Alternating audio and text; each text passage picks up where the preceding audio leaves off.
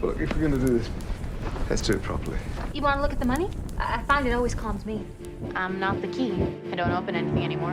Osiris, here lies the warrior of the people. Let her cross over! This is deep stuff, Willow. We're talking about raising the dead. You play for kittens? Cup of tea. Almost got shagged. Cup of tea. It's fucking fantastic. I love that sound. Arg.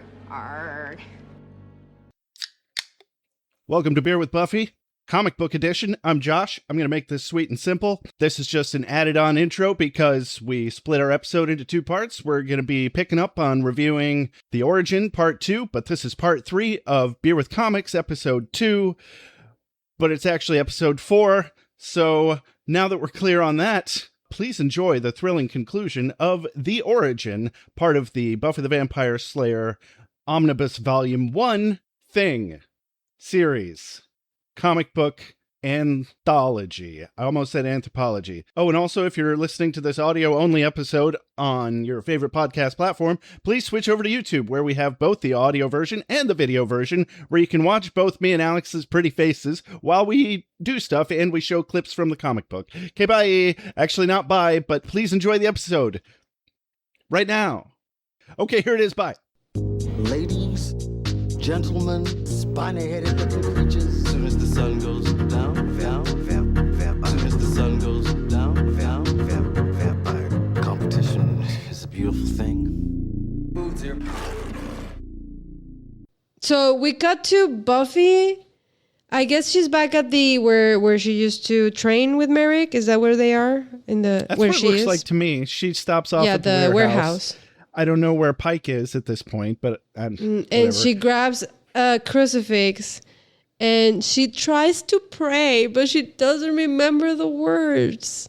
Oh my God, poor Buffy. It's really sad, actually. It's really touching.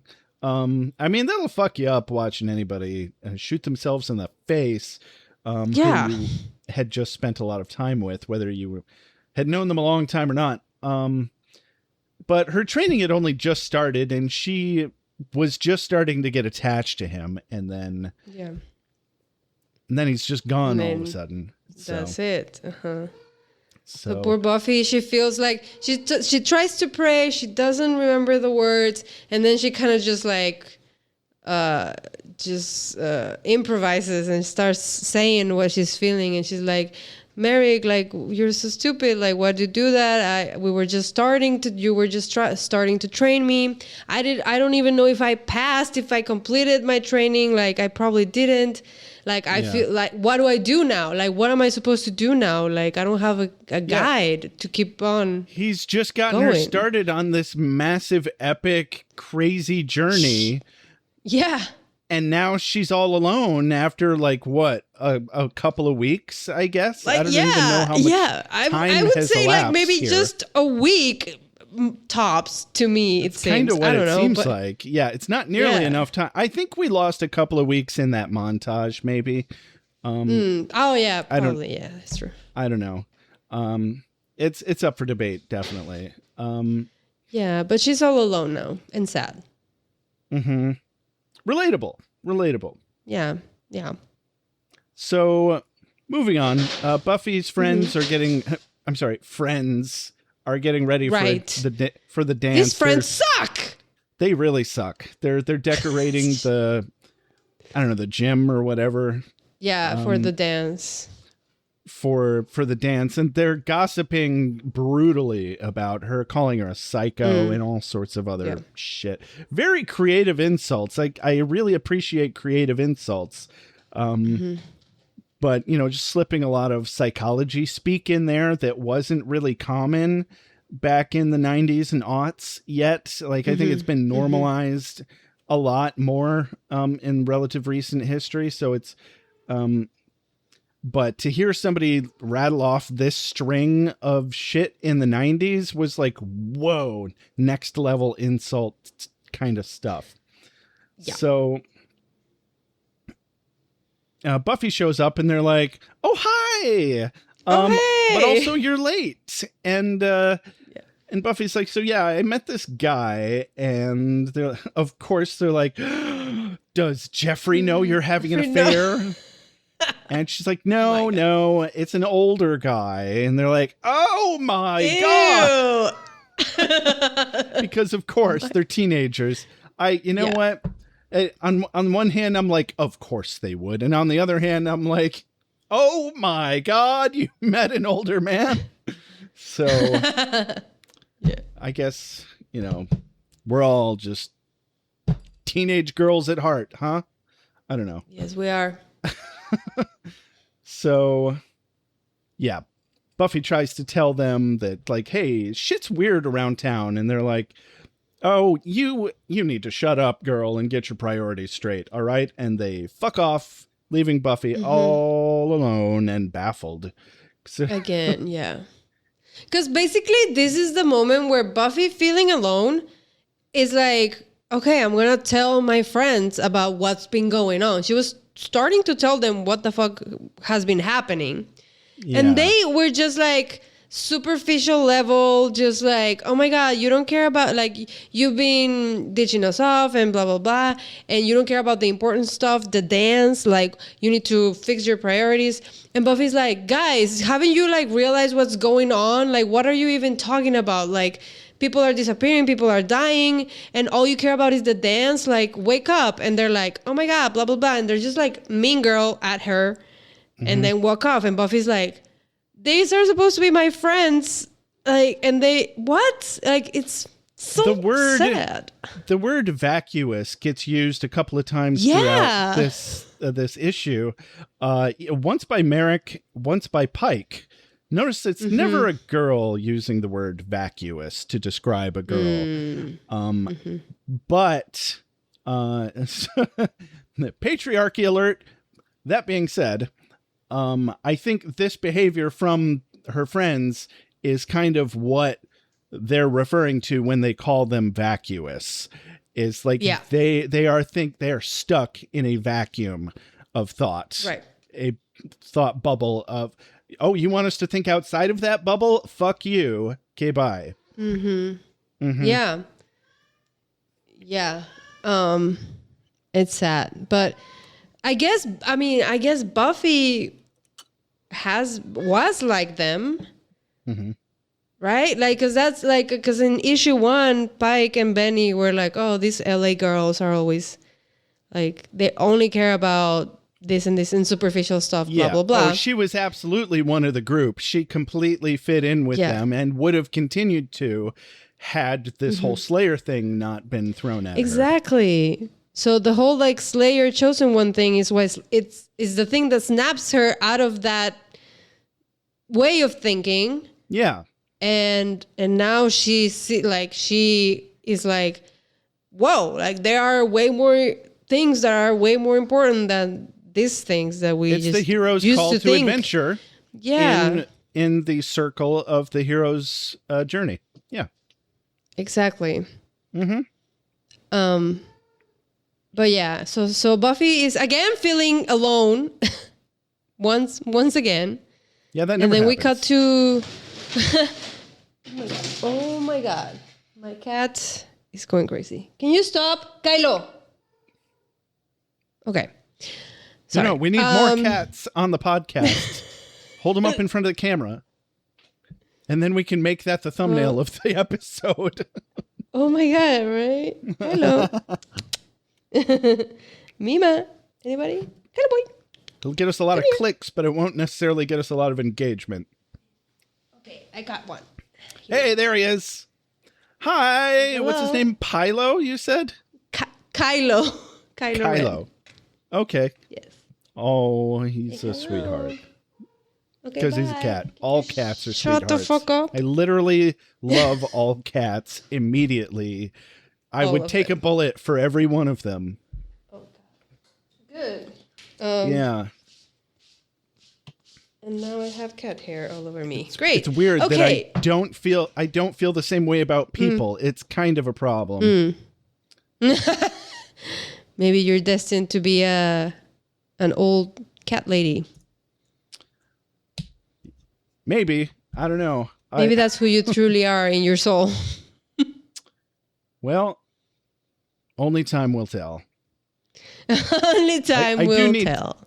I do need some cats. I am woefully bereft of cats. My apartment's just too small for it. But anyway, so Pike catches up with Buffy at the mall. She's shopping for a dress to go to the dance, and he's like, "Hey, what the hell are you doing?" And I'm like, "What are you doing?" Stalking her down at the mall. Yeah. And then asking her what she's doing at the mall. So she can ask the same question of you, Fishman. So he's like, the undead are overrunning the world and you're going to a dance. He calls it a mixer, but whatever. Yeah. And he's like, but you're the chosen one. And Buffy's like, yeah, no one ever shuts up about it. So, I mean, it's a little early in Buffy's journey here to be like, I just need some personal time. Oh, my God. But but also it's a lot.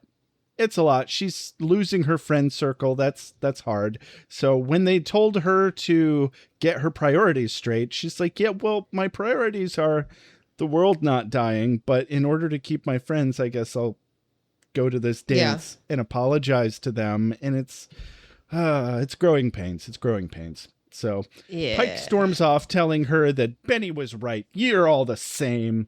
And at the same time, we cut to Lothos learning Buffy's name from Benny specifically. And also, he doesn't know where she lives, but he does know where she'll be on Saturday night. I mean, he could have just looked her up in an address book, like a fucking Yellow Pages book. Yellow Pages, hello? Yeah. Old vampires don't know these things, and Benny's a moron, so might as well just go to the dance. He knows about the dance. Good enough. Yep.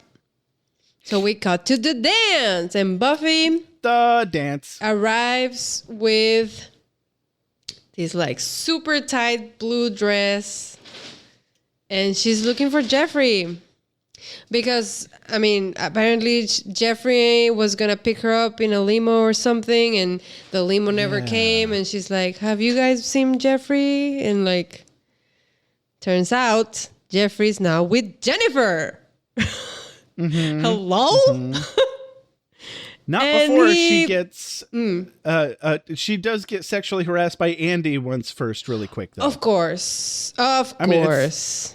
Disguised as a compliment. He says, hey, you're looking tasty. And I'm like, that's not how you tell a girl she looks pretty. Exactly. Unless you're dating her and you know she's weird like that. And then it's cool. But anyway. But he's not. And she's not. No. So stop it. Anyway. So no. So yeah. Jeffrey shows up with some other girl. With Jennifer. And he's basically... And Buffy's like, what the hell? And Jeffrey's like, you know, like... I'm sorry, things aren't working out. I gotta move on. I've got needs, Buffy. Yeah, you've also got a drawer full of old socks. You'll be fine. And then he's like, I got needs, whatever. And then he walks away, and as he's walking away, he says, like, you know, you'll hear everything in the message that I left you. And Buffy goes like, you broke up with my answering machine? Like, I was pissed off because I was like, this is... Okay, listen, I'm glad that Jeffrey is not a thing anymore or whatever, but... Oh, yeah. But, like, tell her, like, this is kind of like the equivalent of ghosting a little bit. Like... You didn't tell her. Like, you left a message in the answering machine. Like, that's not telling her. And then you're already with Jennifer. And, like, who's Jennifer? Where did she come from? It might be shittier than ghosting because he's still going to see her on a semi-daily basis. Exactly. I don't know. I was just pissed off about the whole thing. You should be. Buffy didn't deserve this. Like, I wanted Buffy to break up with Jeffrey and, like, que lo mandara a la chingada. You know what I mean? Yeah. I mean, translate that for me later, but yeah. Yeah. I do know Tell what him you to fuck off. That's... Yeah. Okay. Yeah, I was like, you taught me some Spanish swear words when I was down there, and that sounded familiar, and Like that's. I got a little bit of a leap in my chest. I was like, I don't know what you're saying, but I know you're mad about something. Let's all tell Jeffrey to fuck off in Spanish. So repeat after me. Uh-oh. Okay? Ready? Yeah. Uh-huh. Say, Jeffrey, vete a la chingada. I got the a la chingada. Okay, good. Now, before la chingada, you say, vete a la chingada. Vete. Gotcha. Uh-huh. Okay. Yeah. It's a conjugation of to go somehow. Of go, yes. Yeah. Okay. So, Jeffrey, vete a la chingada. Vete a la chingada. Got it. There you go. I did it. I did a thing. Yeah. Oh, YouTube is going to shut us the fuck down. There. Oh, man. I don't Too many think fucks. so. That is excessive swearing. And you're doing it in 2 languages. YouTube only cares about English. Yeah. No. I don't actually know how strict YouTube is in Spanish. Oh, they don't care about Spanish swear words? I don't actually know, to be quite honest. I feel like they're big enough that they can monitor swear words in most language, in all of the major languages anyway, and Spanish is one of them. Right. Well, we'll see. So Jeffrey fucks off. Because you don't lie, cheat, steal, or manipulate. That's an idea you would have. Willow brought me back. Willow brought me back. I just lay there. A little post-mortem comedy. I'm going to marry Bob Dole and raise penguins. Spike, you have to move on. To move. So much easier to talk to when he wanted to kill me. You like Slug? Go with Slug. So yeah, Jeffrey fucks off. Finally, Buffy's left like confused and I guess a little bit heartbroken. But then there he is, Pike, crashes the dance. He's the like, man I'm himself. Here. Yep. You know, looking just as spicy as Spike, but you know, without the S on the beginning of his name. Without the S. Yeah. Exactly. So I guess you could say he's looking picey as Pike. Oh my god. Yeah, he's looking all mid-20s, loser at a high school dance, and Buffy couldn't be happier about it. So he asks her to dance, and he tells her she's not like other girls, and she's about to completely fall for that shit-ass line, but then the comic book spells out a crashing noise real loud. It's like, crash! And a girl goes, ee! And the vampires break in, knocking over the punch bowl, and it's like a mess. Like, who's going to clean that up? Yeah. Where are we going to get punch now, guys? Oh my god, so important. And then the one-armed vampire is like, I got all the punch you need right here, baby. Boom. Oh. So, not till later, but, you know, kind of actually. Like, yeah. Yeah. So they've blocked the doors. One of the girls has already invited them in, though, because some of them were seniors in the high school, and she recognized them. I don't know how she recognized them, because they're green and monsters Red now. eyes. But yeah, you know what? That must have been what they already looked like. She was like, you know, you don't physically look like you, but I get your aura, so... Yeah. The concept. I get it. Exactly. Red eyes? Yeah. That makes sense. Sure. Yeah. Sure. This fucking guy. Grueler, right? Ruler, right? Yeah. But yeah, I was actually a little bit confused at this part because they crash in, but they're like staying by the window, not totally coming in yet. And then Buffy tells everybody, like, don't invite them in because they can't get in if we don't invite them. And then that's when the girl... So I was like, oh, okay, makes sense why they're, like, waiting in the window. But then the girl says, I already invited them in. And then... But then they still stay there. And they're like, we want Buffy. Like, they're, like, telling everybody, like, if you send Buffy, we won't kill you kind of thing. So I'm like, why aren't you guys, if you can go in, why aren't you going in? Yeah, Why that are didn't make you- a lick of sense to me Yeah, either. it was a little bit And, confusing. I don't know what to tell you. Yeah, I don't know. I had exactly the same thoughts. but then so everybody like immediately everybody's like, let's just give her them Buffy. That's how they're gonna leave us alone. They're mad at her. They're all just immediately turning on Buffy, and Buffy's like, what the fuck? What? But she still, tries to help everybody and mend the situation however she can. And she's like telling Pike to like look for another exit, like look for another way out, or maybe get into more inside the high school or whatever. And in the meantime, she's like, I'm going to go out there and face them. And Pike is like, no, you can't. Like, there's too many of them out there. And she's like, you can't. Oh, no, you have to. She's like, but I must. But I must. And then she kisses him dramatically and romantically. Yeah. And she's like, don't piss me off, man. And then she fucks off into the fray. Mm-hmm. All the while, the guidance counselor is threatening detention slips. And I'm like, for what?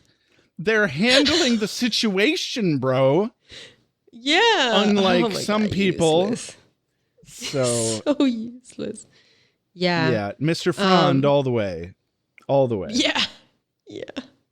They're all like, single line, everybody. Single file, people. Single file. Yeah. Good work. What? Oh man. So and then I'm confused again because now we're outside. Buffy is gonna fight them, and she pulls out something out of her bag and sprays them. So she starts out with the blessed. Oh, there's a crucifix. The blessed Perrier. The holy water bottles from earlier. Correct. She's like, hey, are y'all thirsty? And they're like, oh, we are. They, of course, mean blood. And she's like, well, I've got some sparkling bougie water for you instead. And they're like, no. Yeah. It tastes like watermelon next door. Oh, it's terrible. That's enough to kill me. Oh, but it's also blessed by your God, I guess. So, yeah. And that kills them. But I think it's more the fact that it's flavorless trash. More than the holy of it all. Yeah. More than the holy aspect of it. That's really just the last nail in the coffin. Yeah, literally. So to speak. If you will. So she's flipping around doing some acrobatic flippy shit while staking at least one of the vamps. And the girls inside are like, oh, it's okay. They're going after her instead. We're going to be just fine. And then boom, she jinxes the hell out of it. And they're like, just kidding. We're actually coming inside as well. Yeah. Now they're coming inside. I'm like, okay. And so Pike leaps into action. This guy is really proving his worth very quickly. Yeah, he's a badass. like a natural. He's a natural, yeah. I didn't get any impression that he was a badass before this, just that he had a goatee and was slightly less of a douchebag than his friend, who's obviously in love with him. And he's like, to me, I kind of like compare it with Merrick. I'm like, okay, Merrick is a watcher that's been training for this and raised as a watcher or whatever, and he still could never, I've never seen him do any damage to any vampires during this whole thing. And to be fair, he's training Buffy, so but even Giles would step in and handle shit when he needed to.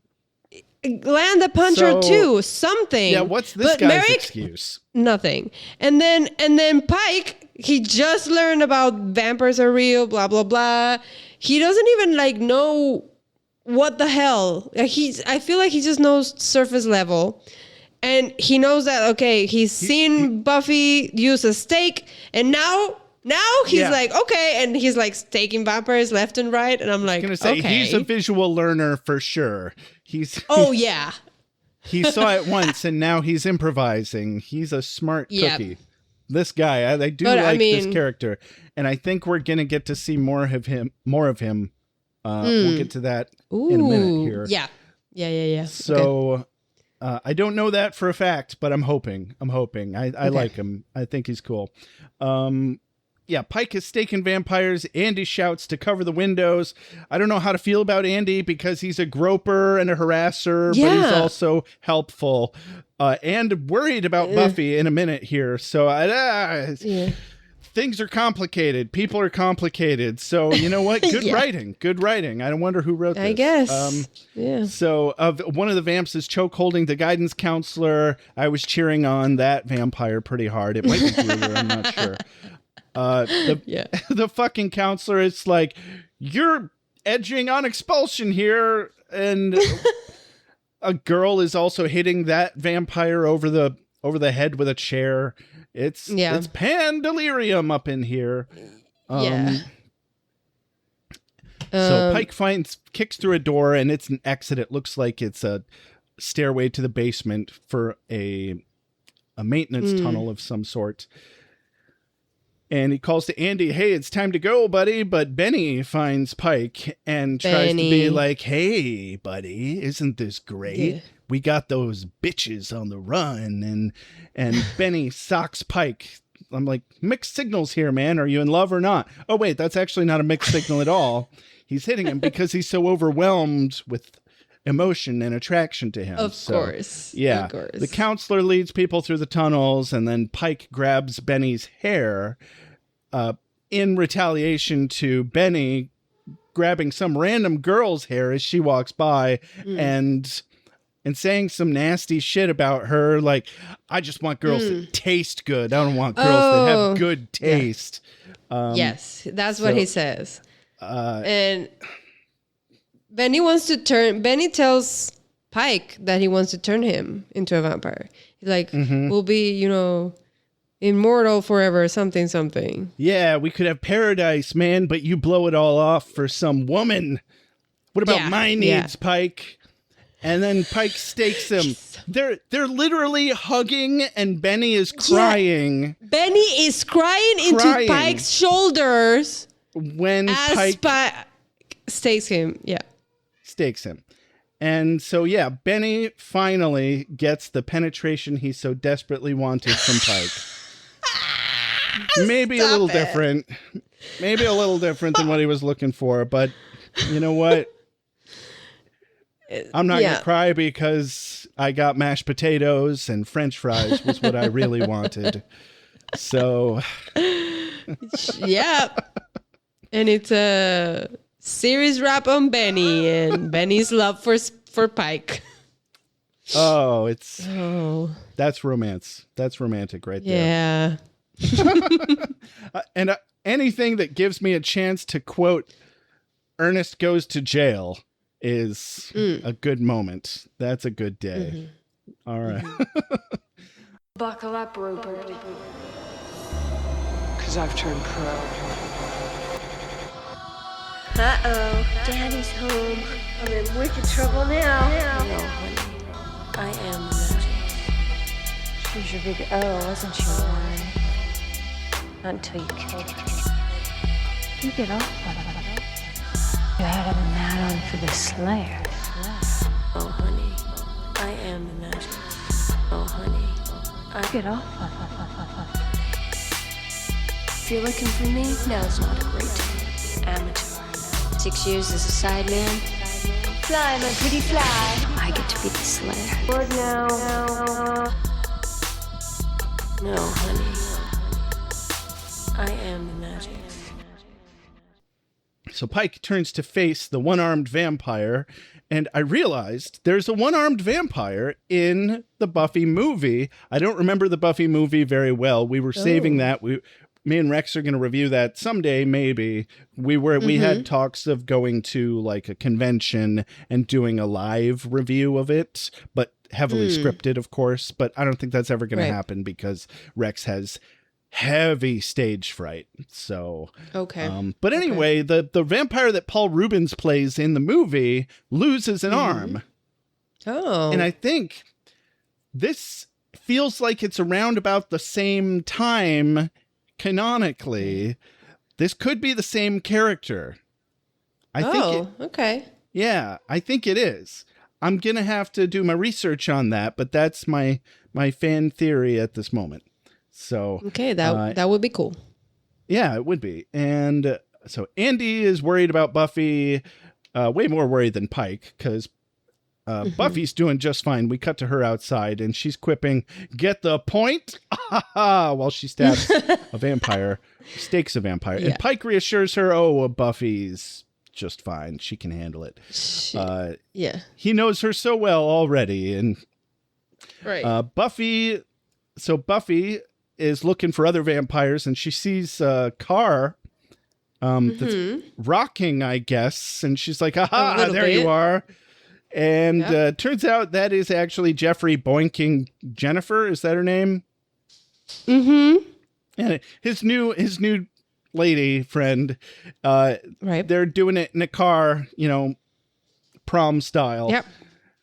Yeah. And Buffy's like, "Man, where's a vampire when you need one?" And immediately gets her wish. Turns around. Yeah. And she's like, "Great, you guys are so supportive." Unlike this fucking guy, she slams one of them into the back back window of the car, and Jeff and Jennifer are somehow out of the car already, running around half naked. And she's like, "If we were doing quotes of the day, I think this might be it."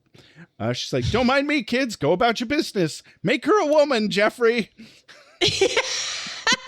Yeah, because earlier when she was speaking in, literally Jennifer was saying like, "Oh my God, Jeffrey, make me a woman, Jeffrey. Oh my God, blah blah blah."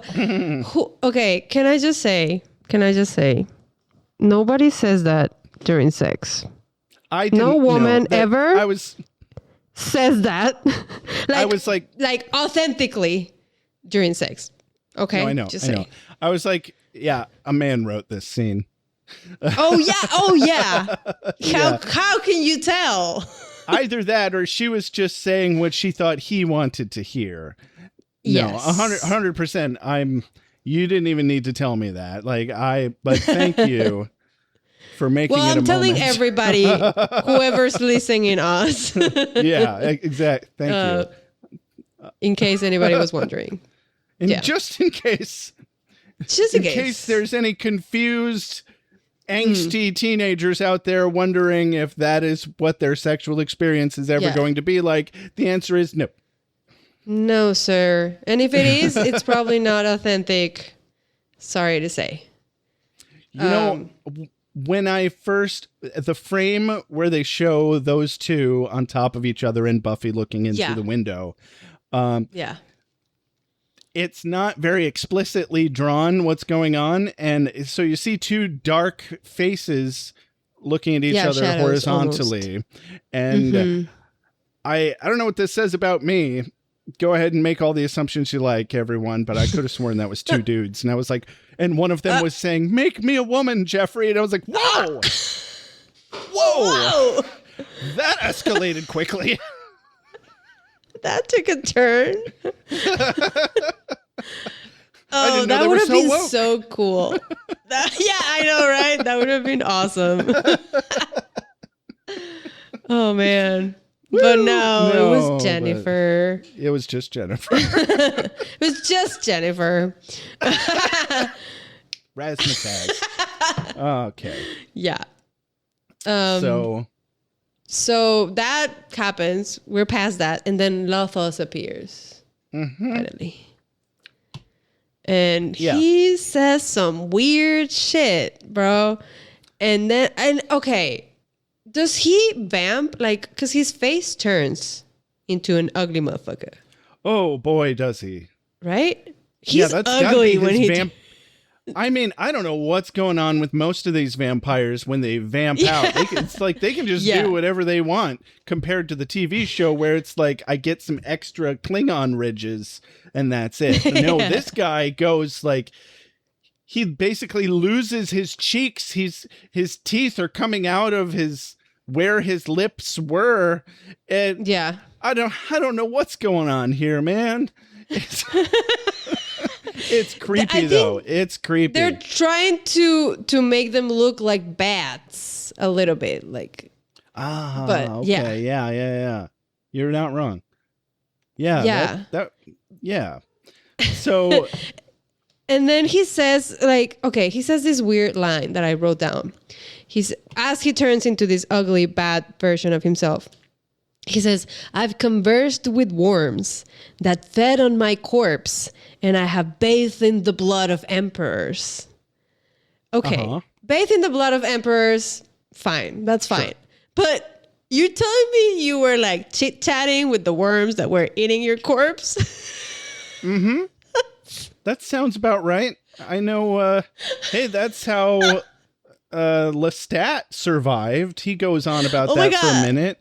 When they buried him alive for, a couple of decades or maybe a century-ish, whatever, that's how he pulls himself out of his grave, is by eating the worms that are passing by his face. And he gets just enough strength from the blood of the worms to dig himself out of his grave. Yeah. So it paints a picture. You can't argue with that. But it's the conversed with worms. Like I just picture this guy just like, so what are you up to, Larry? How's the wife? Yeah, exactly. Well, just surfing along the lower intestine, cleaning out the dirt. Same old, the old grind, if you will. Every now and then I get fed to a fish, but then I'm back out the old cloaca for another day. Oh, no. Yeah, basically. That's what happened. And but also, is he like trying to hypnotize Buffy, or what is going on here? That must have been what was going on, because when she says something, I mean, characteristically vapid, I guess you could say. Yeah. I forget what exactly she said.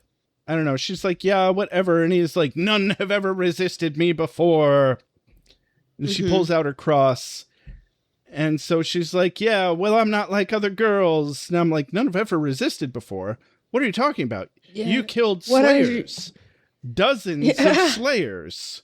What is going on here? But so I think that is a good fan theory canonical answer, is that he was assuming that he just had mind powers over her that have worked on everyone else since, demonstrating Buffy's phenomenal cosmic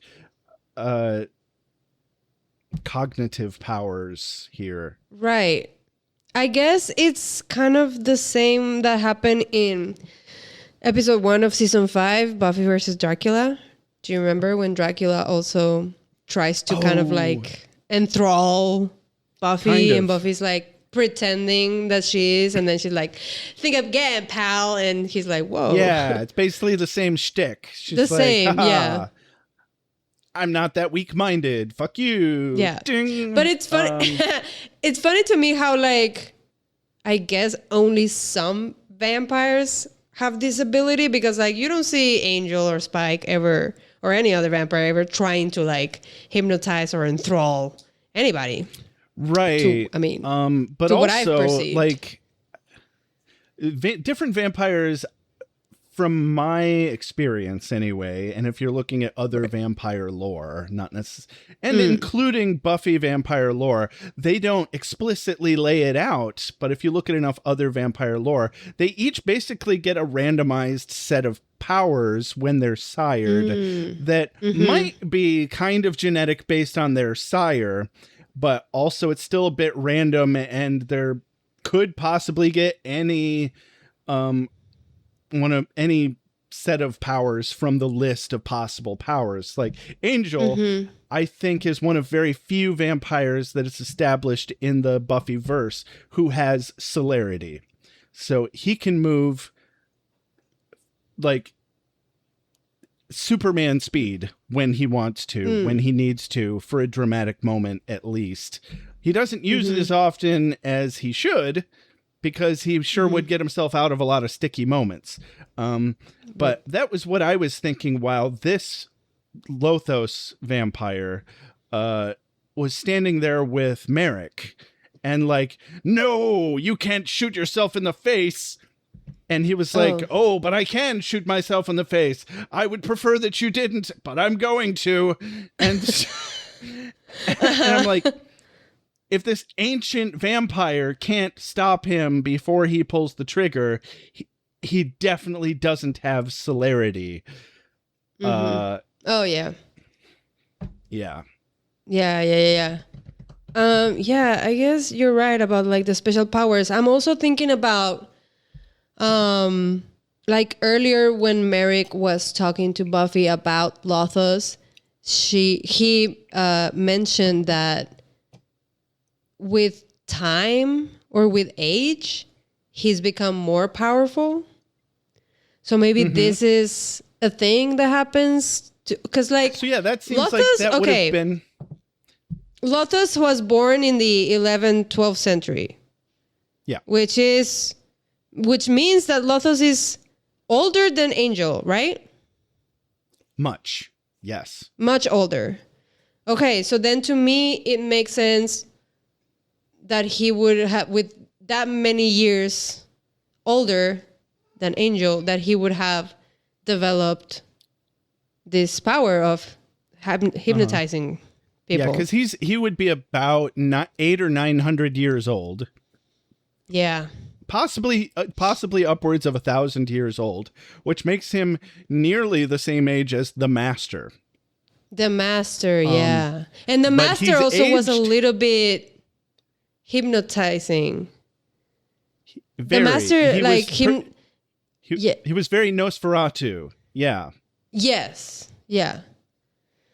So, okay, this like makes more sense canonically, at least, why he has this like special power.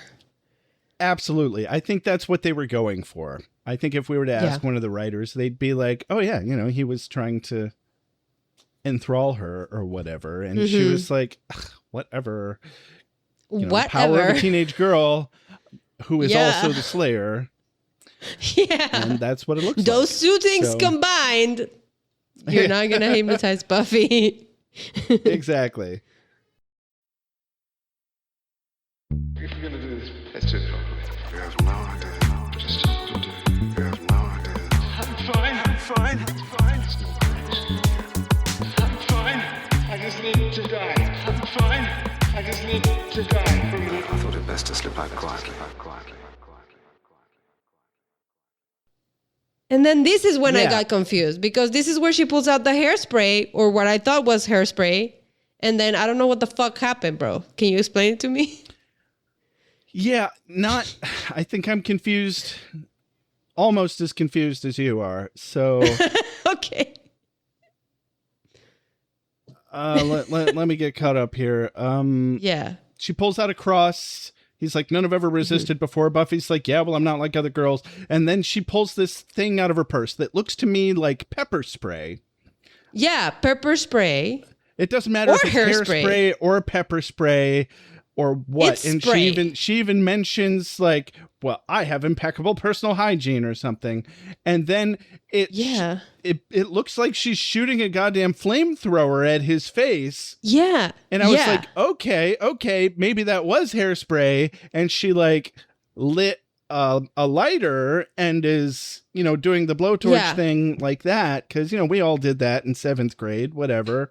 Of course. Do that to a vampire, they're going to go down pretty quick because they know likey fire. But she's definitely not holding any flame source in front of this spray. So the only thing I can think of is that it's either holy water that she loaded into a pepper spray container. Oh, okay. Or she just went ahead and had her pepper spray blessed by the priest. Yeah. Could be. Still, even if that's true, I don't think it would cause this 1,000-year-old extraordinarily powerful vampire that's as powerful as the Master, almost, if not completely as powerful, to just burst into flames and melt all of his flesh off of his face immediately. It seemed a little much. I was confused by the fire. I'm like, where did the fire come from? Because I understand spraying holy water, okay. I also was like, is she using the crucifix as a lighter and spraying the crucifix? Maybe. And like, that's what the power of the crucifix becomes water. I don't know. I don't recall seeing that fire? in the panel, but I think it's at the very least a good headcanon that was the fire source. One way or another, I'm just going to say, she had her pepper spray blessed, and it burned so bad chemically that it burst into flames. That, I guess, And then she also, just to clear things up, stakes him while he's down. So the spray wasn't necessarily what killed him. She made sure to double tap. Exactly. And she says, for Merrick and for me. Yes. And we also see off on the side, Andy's getting bit while Pike is pinned back by the one-armed vampire. Buffy steps in and sizzles him on the back with her cross. And then she sprays him with the same stuff that she did to Lothos just a second ago. And the whole place goes up in fucking flames about it. And what is this pepper spray, bro? This is some good ass pepper spray, let me tell you. Yeah, I want this pepper spray. I would feel so safe. Like, so safe. And I would love to have. I used to run at night for fun when I was in my 20s, like at my hottest. And still, I did not have to worry about being accosted. So I understand my privilege when I say this. I would feel a lot safer if I had that pepper spray. Oh my God. Yeah. So. Well, now, then more vampires are coming. Yeah, the place is catching on fire, but also more vampires are coming in. Later, we learned that apparently we're like 100. I was like, really? That many? The amount of other vampires. Yeah, there were a lot of other vampires in on this. I was like, okay, I didn't realize. Let's go. But I guess they were all following Lothos. Okay, that makes more sense to me now. Sure, yeah. They were all there since he could because hypnotize Lothos, anybody into just loving him or following him or whatever, it makes sense. Yeah. It doesn't make any sense that locking that one set of main entry doorways would lock all of them in while the place burns down. But who says that it did? Plenty of them probably escaped out the back windows where they came in. Even though a couple of them might have gotten caught up in the flames. Who's to say? Who knows? But also was up until this moment, like this whole time I hadn't made the connection, but it was up until the moment where I saw the panel where like the whole gym was catching on fire, where I was like, oh, this is the moment she like burned the gym to the ground, and that's why she got expelled, and that's what they brought it. And I full made that circle. Yeah, that like all we really knew about her previous experience in LA was that she got expelled for burning down the high school or the gym at least. Yeah, and here she is. So now we know the backstory. Now we get all the details. That. Yeah, the origin. If you will. If you will. The only thing that confuses me is I did not think that she knew that she was the Slayer when she came to Sunnydale. I thought Giles was the one to break that to her. Oh, no.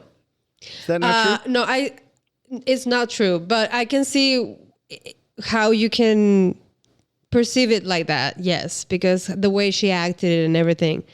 But no, to me, it was after this whole thing happened, at least like in the show, she was like, okay, that's it. Like, I quit being a Slayer. I don't want to know anything about vampires because look what happened. I got expelled. I burned the gym. My parents got divorced. It's bad, bad, bad. So I renounced to this whole thing. I don't fucking care. So when she moves to LA, she's like wanting to start from scratch, start new. And she doesn't want to be a Slayer. When Giles presents the vampire book to her, she's like, "Oh no, this vampire." With a Y. I'll never get over that. Yes, spelled with a Y. Fine. But when she sees the book and Giles is telling her like, "Oh, I know why you're here," Buffy is like, "Oh no, this is another fucking Watcher that's gonna try to make me be a Slayer, and I don't want to be a Slayer." So that's why she was like, no, like, I don't want to know about this. But yeah, she did know before, because this is what happened in LA. Yeah, and like I said, like the entire basis of Beer with Buffy thus far is that me and Rex have the memories of Goldfish, so it stands to reason that we're far away enough from season 1 that I've forgotten the specifics of that. Yeah. So, good Can to I know. just say? It's Please funny do. to me to listen to Beer with Buffy, because I am somebody who has been watching and rewatching the show ever since it came out, and so I do know it by heart. And so when you guys are like in season 6 or 7, now that you guys are 6 and 6, because you're just starting season 7, right? But while I was listening to you guys covering season 6, sometimes you would like try to remember like, oh, did this happen? Remember when this happened in maybe season 3, blah, blah, blah. And you would get like a couple, like you both and Rex, you both would get like a couple details wrong about whatever you were talking about. And I'm like walking my dog, listening to the podcast, and I'm like, no, it's not that. It's this episode, and this is what happened. And I'm like trying to correct you guys. But I'm like, they can't listen to me. That's how we get you. That's how we get our listeners, is we piss them off with the nonsense, and they're all just sitting there screaming at us. Yeah. And we're like, no, we're actually idiots. But no, I have to remember that you guys have only watched the show once or twice. It's not your fault. Like, I look for forward. example, I haven't I've been rewatching Glee because I watched it like a little bit casually whenever it was on, like back in the day. But I didn't watch it like religiously, and I didn't watch the whole thing, right? So now that I'm rewatching it, I'm like, I didn't remember any of this shit. Like, it's like I'm watching it brand new. So that's how it must feel for you to like watch Buffy. So I'm like, okay, so I don't yell that loud at you.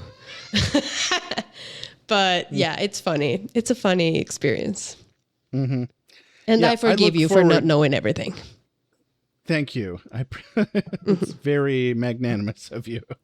I look forward to the day when I am able to just binge Buffy the Vampire Slayer.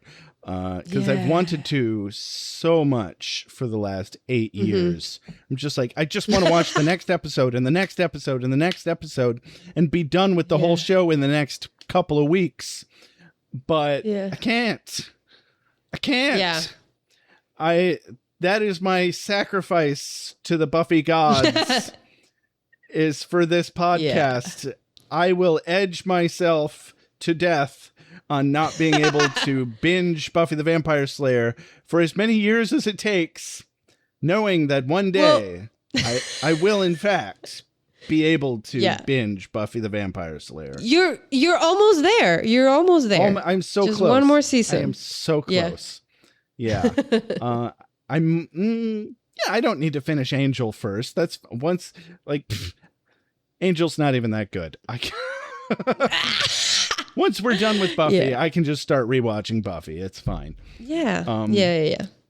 Speaking of, we're not quite done with this comic yet. No. Almost there. Sodding, limey, shagging, knickers, bollocks. I'm English. Call me horny. I saved the Scoobies. Call me desperate for a shag. I'll show you mine. Fresh out of pleasure. You should have been dead 100 years ago. And we're the only ones who are really alive. But we're basically done. So as the school burns, the next page or panel, there's a long shot of the school while a news reporter covers the carnage. And then there's a pool party where the girls and Jeffrey are gossiping about Buffy and how she got expelled and her parents are divorced and Buffy refused to go to the Bahamas for whatever reason. And then we cut to Buffy and Pike are knocking on a big creepy door with one of those super stereotypical creepy door castle handles. And then we zoom out. Turns out they're actually at the Count's Casino. I don't know if that's a real place, but it's this castle themed gothic looking casino in Las Vegas, presumably. Yeah. Because we cut back to reality, I guess, and this whole comic has been the present. Yeah. Buffy has just been telling Xander, Willow, and Giles her story of the origin where she met Merrick and Pike. And they are asking her about, well, what happened in Las Vegas and what happened with the fish guy, Pike. Yeah. And they walk off into the sunset and Buffy says, yeah, maybe another time. And then I turn the page and it's like, Viva Las Buffy or something. I don't know. We're going to Vegas. Next episode is what's going on. And I'm like, yes. So that's why I really think we're going to get to see more of Pike. Yeah, true. Because it looks like the next issue takes place in Las Vegas. So we'll see.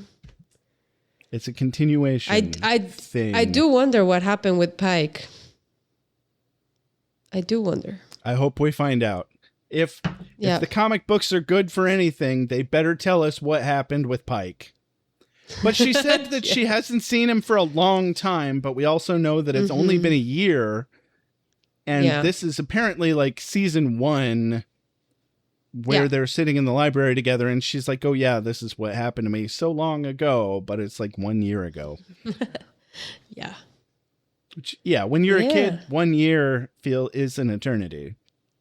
It is a long time ago.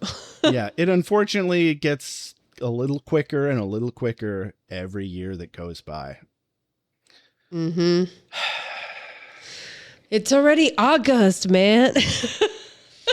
My birthday's this month.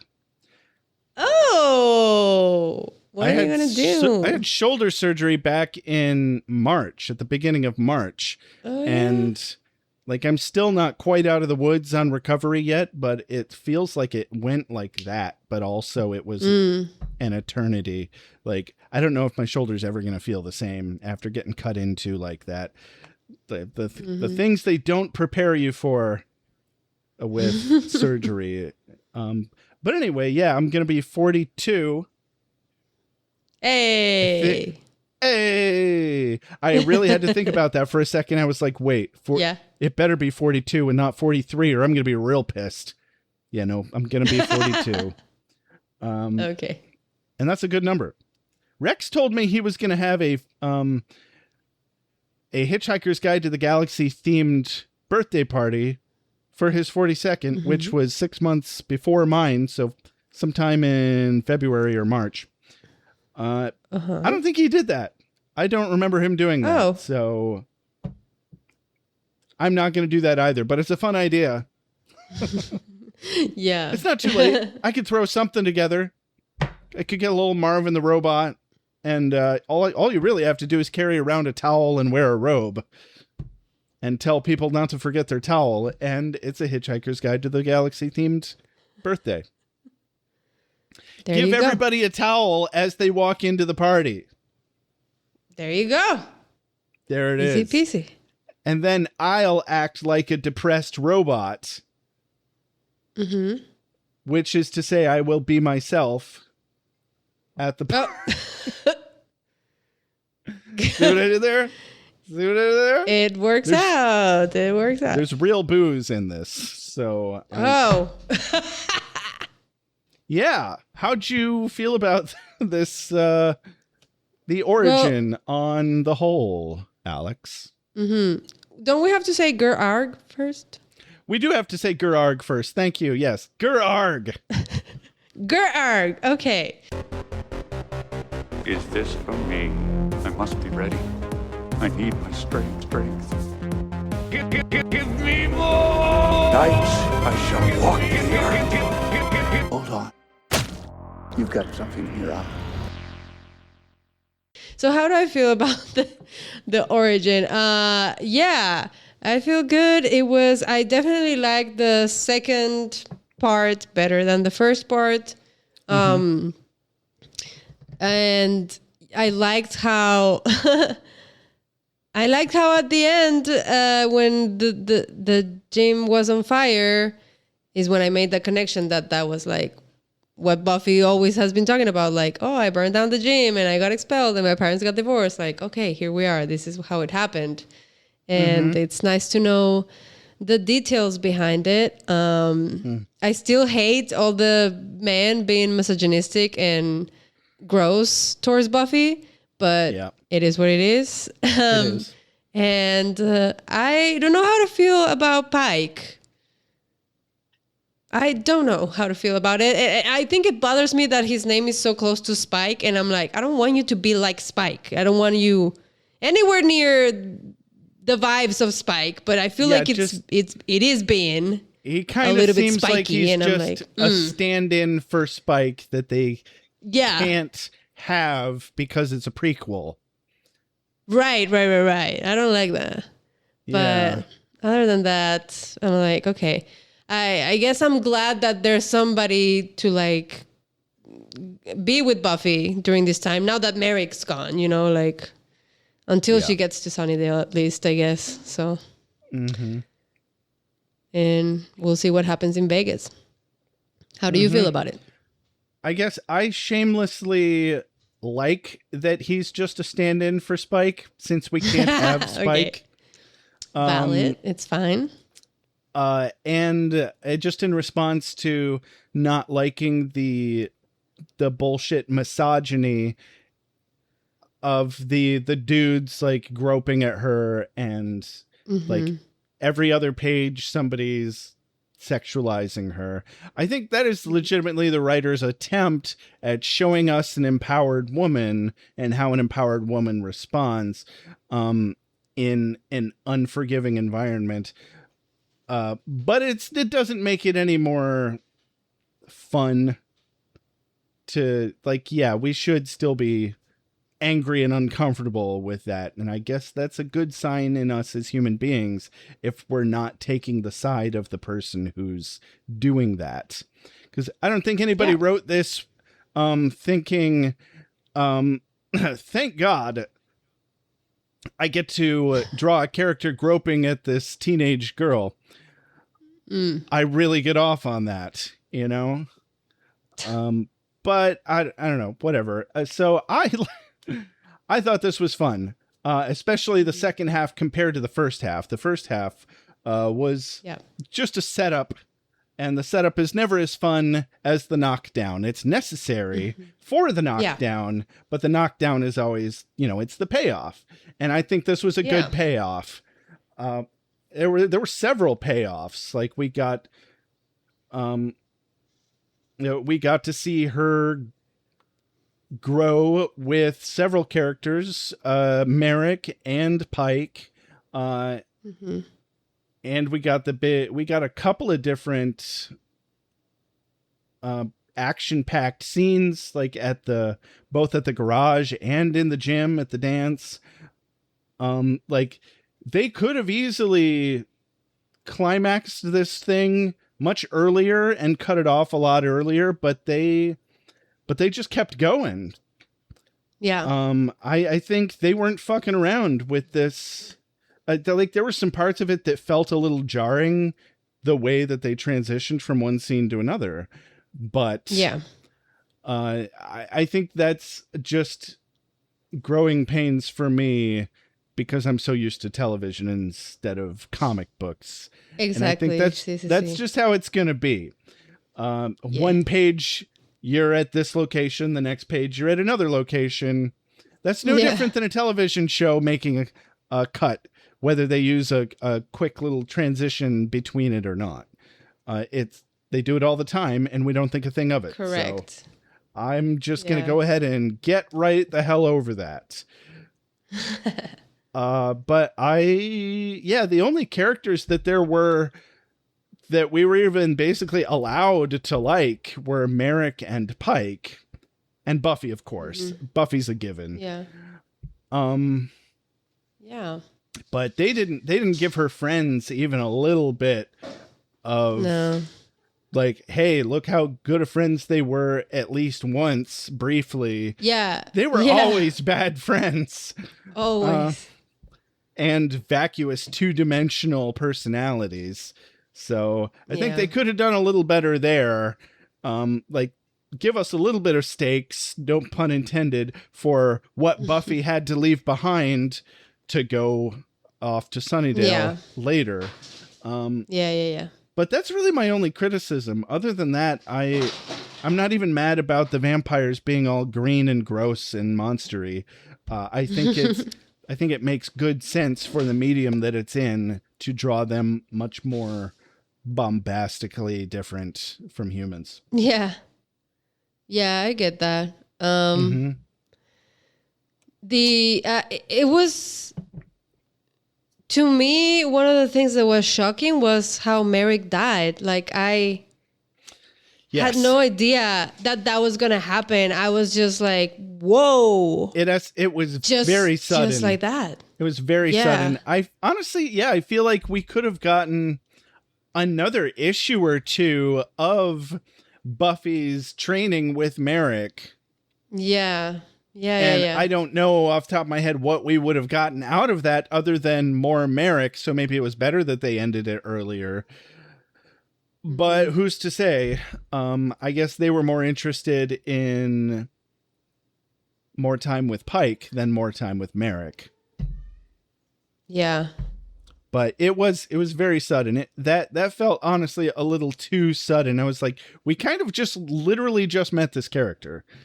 And wow. And you know what? I was just thinking, I think another thing that's like bothering me about it is that, I mean, this is understandable because I think the show was made first and then these comics, right? Like these comics were written after the show was out, right?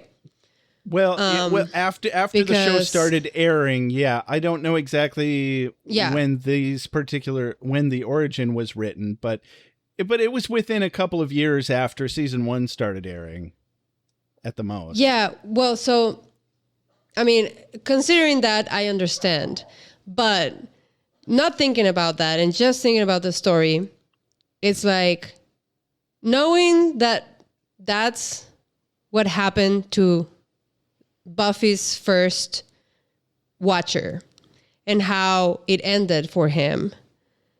I feel like Buffy would have been a little bit more traumatized by that. And when she got to Sunnydale and when she met Giles and when she knew that Giles was going to be her new watcher, I feel like it would have made more sense for her to be more cautious or more cold towards him or not wanting to maybe bond with him as much, because she would have been like, what if he dies too? Like how Merrick died, you know, like kind of like the same thing that Merrick was doing with Buffy. Like, I don't want to get too close to you because I know that you're probably going to die. I feel like Buffy would have had that feeling, like that traumatic response after what she lived with Merrick with Giles. But we don't see that at all. Like on the show, Buffy doesn't have any issue or anything. She doesn't show any kind of trauma or anything. You're right. With like getting close to Giles. Well, because it makes sense because this comic wasn't out or this information wasn't out when the show was out.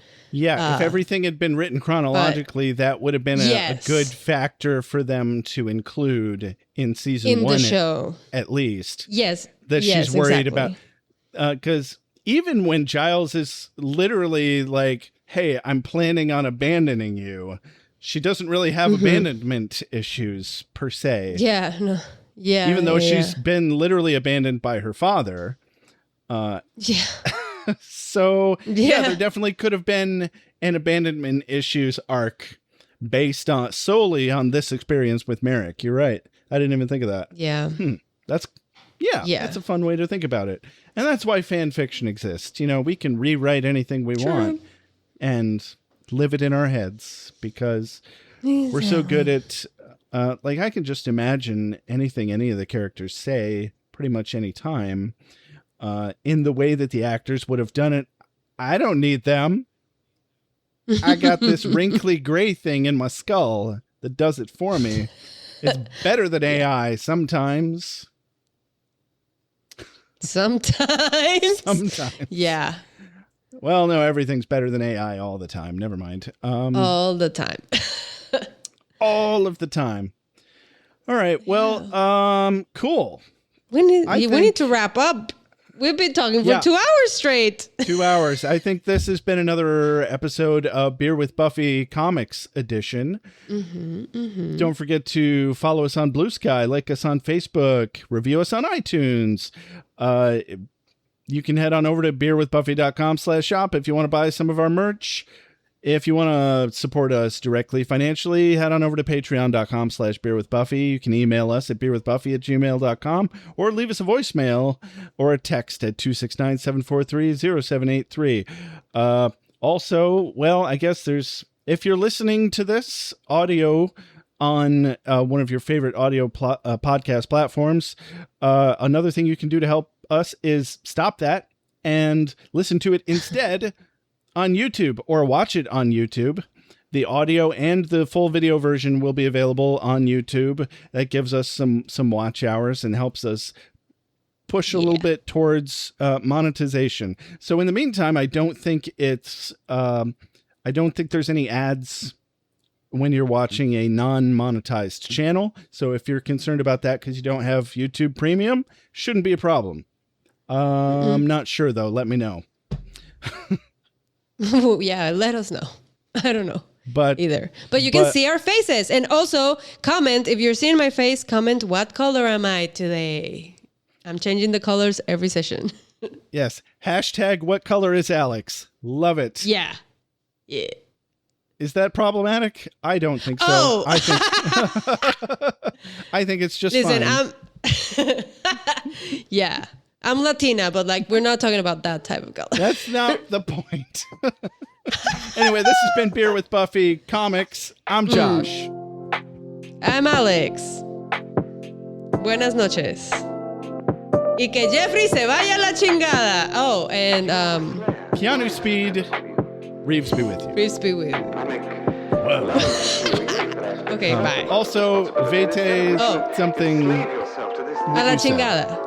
Yeah, that. All right. See you next time. Bye. Bye. You have a sacred birthright. You were chosen to destroy vampires, not to wave pom-poms at people. Why can't you people just leave me alone? You are the Slayer. Go ahead. I'm a watcher. I haven't the skill. Oh, come on. By appealing to your common sense. Werewolves, incubi, succubi, everything you've ever dreaded was under your bed, but told yourself couldn't be by the light of day. One gal in all the world. Common sense. One gal in all the world. It was a bit British, wasn't it? Whee! Wait, what have we done? Why are we watching this?